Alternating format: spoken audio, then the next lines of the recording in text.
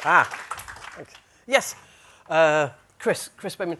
He is. I love this. I love this term. I think it's from Blade, a day walker, in that he walks on both sides of the fence.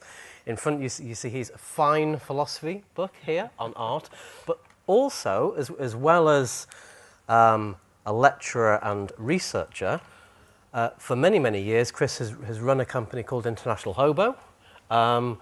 And you've made actually very famous games, Discworld Noir, and the latest one. And some profitable games as well. And some Motorstorm Apocalypse. But that, I mean, no, it was an epic one, irrespective of profitability. But so Chris is going to bring a very interesting perspective to this question: Are computer games art? So I want to kick off just to wake you up from lunch with a quick show of hands. So, how many people in the audience think computer games are art? Oh, this should be very easy then. Speaking to the converted then, right. So now our task then will be to explain more about why, well, what we mean by computer games and art. I think in this country, to kind of put this in context, the country cares a lot about whether things are or are not art for approximately 7 days each year, and that's when we have a thing called the Turner Prize. This is a winner from the other year, Work 227 Lights Going On and Off, which is a room with lights going on and off, and we seem completely impassioned about what art is for that week, and then sort of forget about it for the rest of time.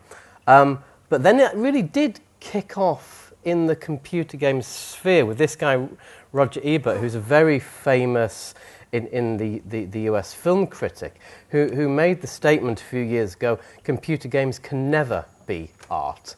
And I like to put his statement in context by saying he actually wrote the screenplay for the Russ Meyer movie Beyond the Valley of the Doll. So I'm not sure if he's actually an expert on either art or computer games or indeed cinema. And he did actually, at the time, admit that he'd never played a computer game.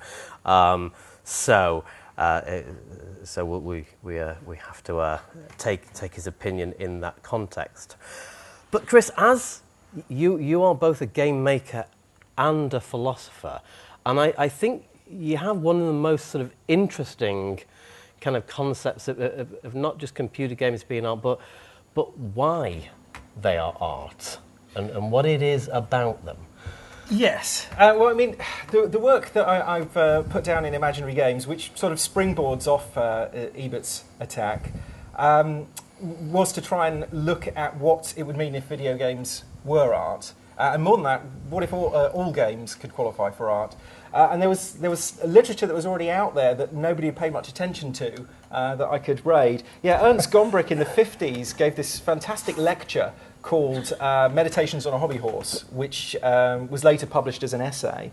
Gombrich was an art historian, and he was looking for psychological foundations for the experience of art. And he hit upon this idea that maybe there was something in the parallel between the way children play with toys and the way adults experience art. So in Meditations on a Hobby Horse, he looks specifically at the hobby horse, and in contrast to the prevailing history and philosophy of art views that had been going up to that point, which had inherited from the Greeks this idea that art was imitation, that art had to be the real world, he looks at the hobby horse and says, well, the hobby horse doesn't look like a real horse. You know, real horses don't tend to have a stick for a body. So there's not a sense in which the hobby horse actually looks like a real horse, but it stands in for a real horse. It serves as a replacement for a horse. And these ideas kind of sat around doing nothing for quite a while until an American philosopher called Kendall Walton picked them up in the 60s and 70s and eventually codified this art theory called the make-believe theory of representation. And the moment I stumbled upon this make-believe theory of representation, I knew I'd found something that was going to be great for video games, because Walton's idea, following on from Gombrich, is that we participate with artworks in much the same way that children participate with toys, but with greater sophistication. And the way that the make-believe theory works is that artworks serve as props that prescribe specific imaginings, and then we participate with the artworks by playing a game of make-believe in which we enter into the fictional world that the prop prescribes. So in the case of a painting, you have this case whereby you look at... have you got a picture of a painting in your... Yes. So, for instance, in the top right there, we have... Chris only saw these slides about 30 seconds ago, so it's a surprise. We have a painting from the 17th century, and when we look at that, we imagine that we're looking at a cow. I mean, obviously we're not, because it's just coloured paint on a canvas. But the painting still prescribes that we imagine that there's a cow. And so the make-believe theory suggests that the way we interact with that artwork is by playing a game of make-believe with it. I found this very compelling and hugely useful for defending video games as art, because if the way we participate with artworks is by playing a game with them, then it doesn't actually make so much sense to say that video games can't qualify as art, because if all art is already a game, then video games seem to have crossed that hurdle fairly effortlessly. Because that seems to be one of the big kind of discussion points with Ebert. In so much as he had an objection to games as art, it was basically about his gameness, the gameness of it. His very point seemed to be, if you can play with it, by definition, it can't be art. And the theory you have is it can only be art if you play with it. Well, yeah, to some extent, that is my argument. I mean, the thing with... I actually have a great respect for Ebert for taking this issue to bat, because if he hadn't, it would have been a lot more difficult to push my arguments forward. At least somebody who had some cultural reference in the art world was taking seriously the question of whether or not video games could qualify for art. Because before Ebert, nobody really spent any time on it at all. And the prevailing view in the States, particularly with review to the legislature, was that games weren't going to qualify for their First Amendment protections as free expression, because playing a game wasn't free expression. There was no free expression involved in the play of the game. There seemed to be, they missed in presenting it that way, the idea that the people making the game might express themselves in designing how the game would be played, which of course is how artworks of all kinds intrude on the experience of the person who's relating to them. Yes, and just before, actually, it's a bit pity your train was not a little bit earlier, but we had an amazing virtual horse simulation. But I think, I mean, that is a degree of realism, and it's kind of getting closer of what an actual horse looks like and stroking an actual horse. Yeah. But I think in what you're saying is we have, like, from Picasso on one end to a picture of a cow, it isn't really the fidelity of representation Absolutely at not. all that makes something art. The Picasso one's a great example for this. Tete Toro, this 60s bronze cast of a bicycle seat and bicycle handles. And on the one hand, it prescribes that we imagine that we're looking at a bull's head, which is the title of the thing, bull's head. But on the other hand, it also prescribes we imagine that we're looking at a bicycle seat and handlebars. It has this sort of dual representation. And like you say, it's not realistic, but it still gives us this impression. And video games actually do this really well. Ed Key and David Tanaga's Proteus, which isn't out yet, but which you can already buy, because this is how art games fund themselves now, absolutely fantastic, low-res virtual world that you just wander around. And I found it indescribably beautiful. And maybe I could only appreciate it because I grew up playing 8-bit video games and I can tolerate that degree of pixelation. But the way that it gives you this sense of moving around in nature, in low-res nature, I just found really powerful. So the artness of art, and particularly video games, then is not in the picture that you're looking at per se, yeah. Or that it's in the imagination. Yeah, I mean, inspires. This is what I'm claiming, is that all artwork works on the imagination, and games work on the imagination as well. And it certainly doesn't have to be depicted realistically. I mean, we've got there Black Beauty, which of course is a book. It's all in words. And early video games did prescribe their virtual worlds entirely in text. I mean, right up to the muds. And even now there are people doing it, although there's not much commercial movement in that space. I have. Yeah. Aha. So there was this interesting thing that these early text adventures got reissued with really crappy art attached to them. I don't really think that actually improved the game in any significant sense, because everything that the experience was doing was coming from the text anyway, and adding badly drawn trees to Colossal Cave Adventure doesn't really add anything to the experience. Does it actually take away? I mean, are you kind of harking back to actually the earlier days of computer games, which allowed us to do a lot more imagination, were more artful and more art, than the modern games, which actually one can say, reduce the amount of imagination. I mean, I have a picture that I think that's Call of Duty. Yeah. There's at least visually not a lot to imagine. Yeah, well, this is something that I pick up in the book, is this sense that you can look at artworks, including games, in terms of the amount of imagination required to interact with it. So something like Call of Duty is very explicit. It's as explicit as a movie is, and much less imagination is required to interact with it. But that's part of the mass market appeal of these kind of games, is that you don't require as much imagination to participate with it, because it's all there on screen. It does it all for you. Right. And I think in the book because your view is actually of games, not of digital games. Obviously, I work in digital games. It's harder to make money from board games, but I do think that board games qualify in the same way that video games do. Because the thing is, this qualifying for art only means the medium has the potential to produce artworks, not that everything in that medium qualifies as art. I certainly wouldn't defend Monopoly as a masterwork of art. But it's this possibility that something in a medium can generate cultural esteem that's important. The thing is, painting, we automatically think that painting has this quality, that it can be an artistic medium, but we don't mistakenly think that every painting is a great masterwork. I mean, I've got a 1-year-old son, and his hand paintings are definitely not artistic masterworks by any stretch of the imagination. Right. But and I think the board game piece really illustrates it. Then again, I think what you're saying, although we've talked a lot about visuals, you talk as well about kind of black beauty, which is of course just text.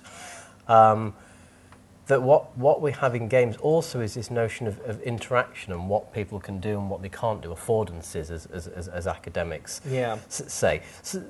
So do you think the very abilities, are we moving into a new sphere about what we kind of understand art as not as game, because we're just not passive in video games, and what video games designers do is what the games designer does is not necessarily just design what we're seeing and what we're hearing, but they're designing our experience, or designing inspirations. But of course, you can say the same about art that appears in galleries. Installations increasingly are interactive. They're increasingly not simply static elements put up in a room. And the classical art world, or the modern art world, has increasingly moved towards artworks with this interactive element. So video games aren't alone in exploring this space of interactivity. But I do think there are artistic experiences that video games can get to that are very difficult, if not impossible, to get through other ways. So Genova Chen's team at that game company, their game Journey came out just this year, and the experience it gets, this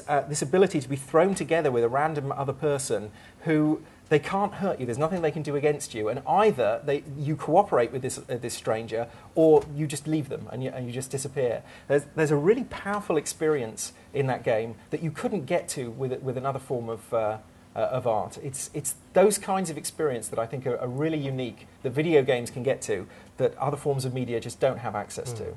And to me, this is a classic example, because I think what Akami, my way of seeing it is they took the concept of a particular type of visual art and then let you play with that itself. So art sort of became almost the game. Yeah, Akami's got this self-reflexive element whereby the whole thing's drawn as if it was made with Japanese brushwork art, but then the game mechanics also require you to make brush strokes within the game world. There's a really interesting self-reflexive quality in the way that Akami works. Obviously, not a huge commercial success, but again, an interesting title. Yeah.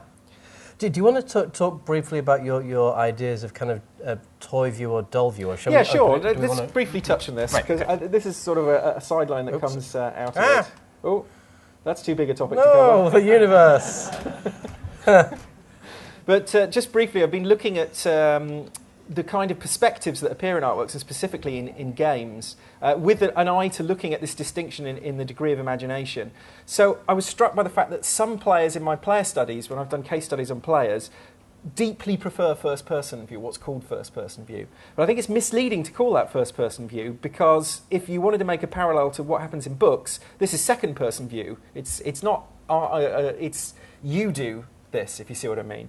And so I'm suggesting calling this perspective in games toy view, for the simple reason that the way that the experience is structured is around an object that appears in the virtual hands of the player. In the case of Call of Duty or these other FPSs, it's a gun. In fact, the gun is probably the biggest toy, the most common toy that we see in video games. So you have this toy view perspective in which the person who's playing the game is prescribed to imagine that they're holding a gun in their hands. And you'd contrast it to this other perspective, which I want to call doll view. Can we get that? Yeah, excellent. And the thing with doll view is you have to make a leap of imagination to associate yourself with the character on screen. And it's rather than the parallel with the child playing with a toy gun, here you've got the parallel with the child playing with dolls, or action figures as we're forced to call them when we're male, because for some reason boys aren't allowed to play with dolls, even though I'm sure my Star Wars figures growing up were dolls, no matter what they said on the packaging. So in doll view, you need a little bit more imagination to interact with the game, because you have to make this conceptual leap between what you're doing with the controller and what you're seeing with the doll on screen. It requires a bit more imagination. It narrows the audience slightly in doing so. But that said, the players who play and buy a lot of video games are very imaginative players, and there's a lot of them out there. So it's not as if you can reach an insignificant audience by making a game like Arkham Asylum. Right. So it is, I guess, people might think it was almost a kind of, not exactly a trivial design decision, but the design decision on one view or the other view seems to, in your view, kind of fundamentally change conceptually what's happening when people are playing the video game because of their shift. It changes the imaginative experience, and as such it can change which players you can reach. I mean, racing games had a small advantage here in that it was very easy to switch between the two views, because the requirements of the software were not that much different to do to switch between those two views. But in the case of first-person shooters, allowing the switch to third person involves all sorts of shifts in control mechanisms that start to make everything a little bit different. So you either decide to do the doll view and then support the toy view because it comes free, or you just lock into the toy view and stick with it. But I find these parallels between the way kids play with toys and the way that people play with video games just interesting in sort of rooting our understanding of that play experience in much more basic cognitive experiences. Yeah, and I guess finally from me, and I didn't discuss this with you beforehand, but I was just kind of thinking, particularly with the Ebert comments and why that kicked off so much, because I think Ebert put that post on his Chicago Sun-Times blog, and at last count I think it had 3,500 comments, and I think 3,400 of them were quite abusive. Yes, they were very abusive. Yeah. Never poke the internet with a stick. It's generally not a good idea. This thing of video games, I don't know my cinema history too much. It seems whether video games are or aren't, it does have some legal senses, but it does seem to matter. It seems to upset one group of people if you say video games are art, and it upsets another group of people if you say they aren't art, in quite a sort of passionate way. It fascinates me that people can get so worked up either way on this fence, that it can matter to them so much whether or not this distinction applies to video games. Now, it's easy to see why someone would be offended by the idea that video games aren't or can't be art, in the sense that art is what we culturally esteem, and if you say video games can't be art, you're basically saying there's no basis for the cultural esteem of video games, which I think is enormously insulting to all of the great video games that have been made over the years. But I find it very strange that people get very passionate defending the opposite angle, and they want to exclude video games from art. They want to say of something like Dear Esther that it's art and not a game. And I think what's actually going on there is a desire to defend games as a unique form, and therefore to separate them from art, because there are certain aspects of the play experience of games that people feel very strongly about and which they don't associate with art, and they want to hang on to that sort of unique conception. Yeah, and I think we're in a very fascinating time where everybody... lots of people outside this room are basically living in cultural denial. They don't want to... If video games are art, we are a culture which accepts video games as art, therefore we're a game culture. And I think a lot of people just don't want to accept that. But on that point, because they're going to have to, I'll turn it over to the audience. I think we have time for a couple of quick questions. Yeah, I'm not going to say that when it comes to government definitions, art and culture would be seen to be the same thing. But in your discussion, you have crossed over from art to culture and stuff. And very soon, in a few weeks, the video games industry is going to be challenged to say why games are cultural for the purposes of qualifying for tax breaks. Yeah. And I wondered if you had some views on that. Well, yeah. The whole purpose of the book, in some respects, is to make a robust defence of the claim that video games qualify for cultural esteem because video games and games in general are an artistic medium. They're a medium of creative expression. And those arguments, I would hope, could be used in discussions with governments, just as they could be used in courts to defend against legislation that might attempt to censor or limit video games. When do you meet with the government, Fred? So you think, no, I mean, there will be, we've got somebody here who's going to be involved in it, but very soon a consultation will be issued that goes alongside how the tax breaks would work. Yeah. But actually, the big issue is going to be, are they cultural, or what games qualify as cultural? Because that is the derogation under the EU treaties, which allows tax breaks and to be made where there is market failure or whatever in a particular creative sector. I think it's odd that it was so easy for films to get those tax breaks in some respects. Not that there aren't great artistic films that are made, but it's striking that the film industry didn't face the kind of barriers that the digital games industry is facing in justifying itself as a cultural form. But I think the arguments are there to defend it as a cultural form. There have been plenty of exhibitions, ongoing process of exhibitions. Right now, I think? Yeah, absolutely. A lot of high-profile museums and galleries have exhibitions of either artistically motivated games or just games themselves as cultural artefacts.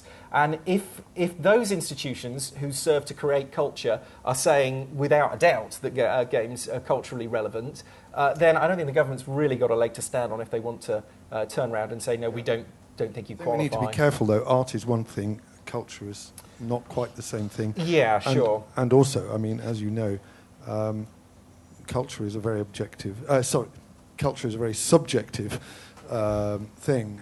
You could argue, as indeed I probably will in my submission, that any kind of video games titles that originated 20, 30 years ago definitely lodged in the culture of Britain, even if they are about, some kind of Martian creature or a mad hedgehog or whatever they might be about. They are already steeped. They've already become a part of the culture. Absolutely. I think for the UK, the ZX Spectrum game scene is a part of our unique cultural heritage when it comes to games, and I think we need to be taking more steps to. But there will be people who actually believe themselves to be the keepers of the definition of culture in our society, and I think that's going to be the same old game the same old thing that us in the business face with trying to sort of make that.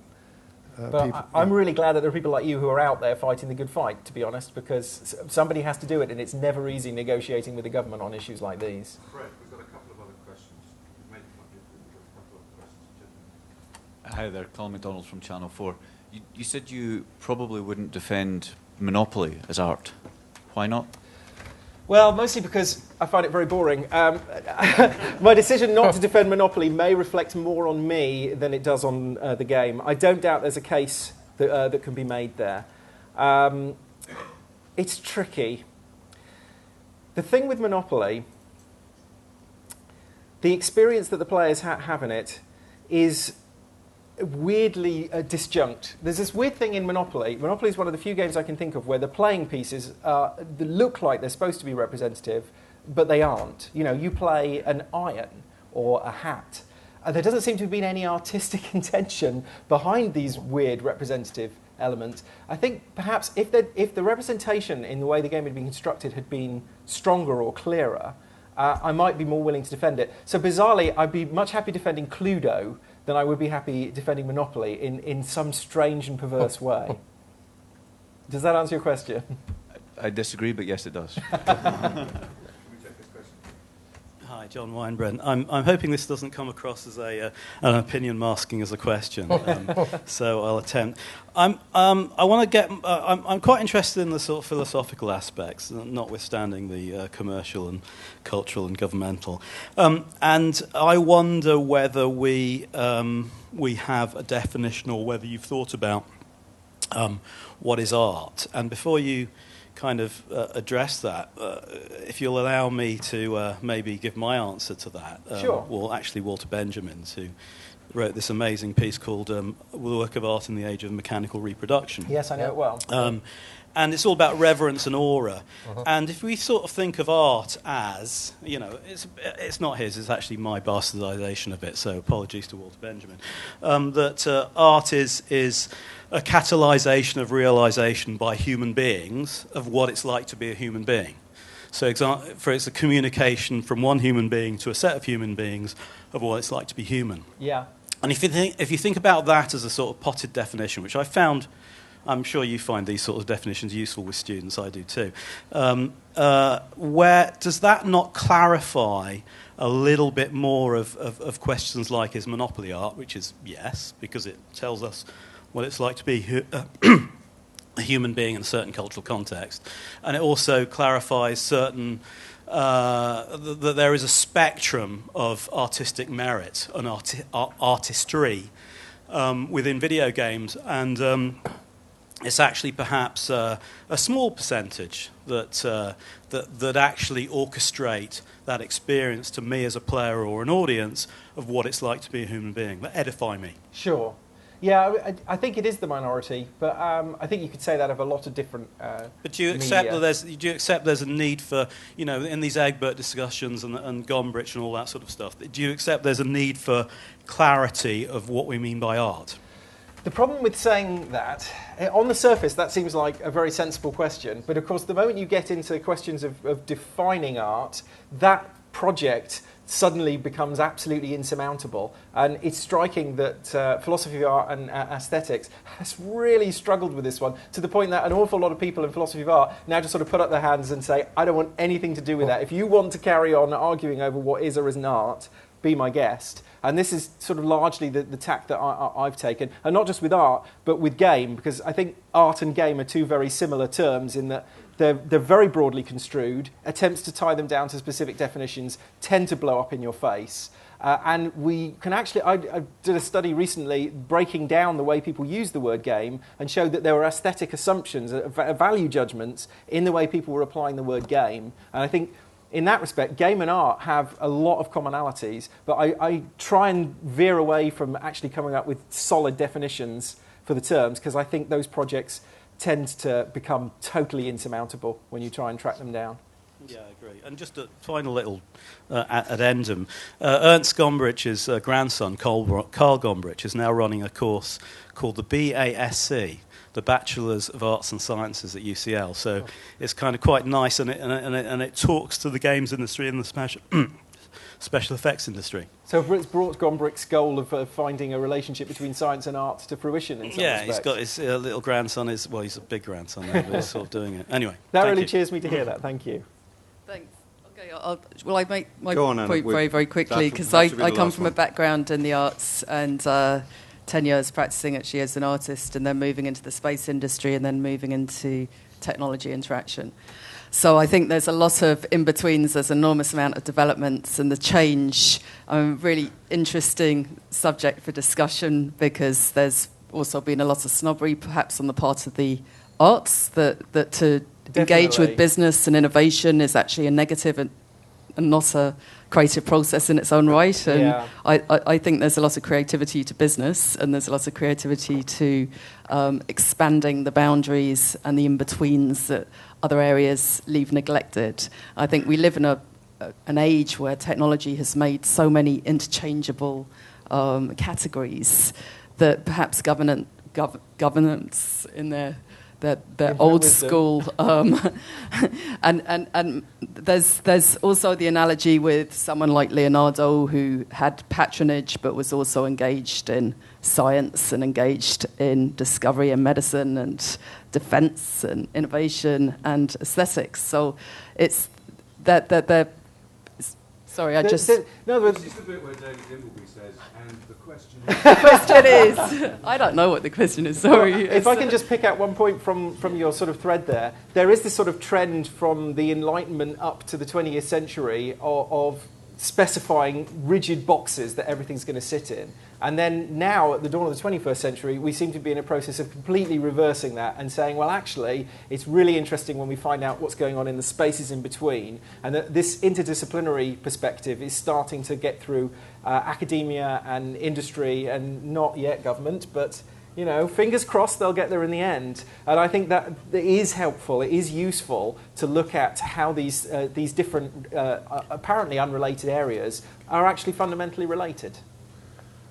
Okay, guys, we're going to have to draw it to a close. It's a very active discussion, so it's clearly a very thought-provoking topic. Please thank Ren Reynolds and Chris Bateman.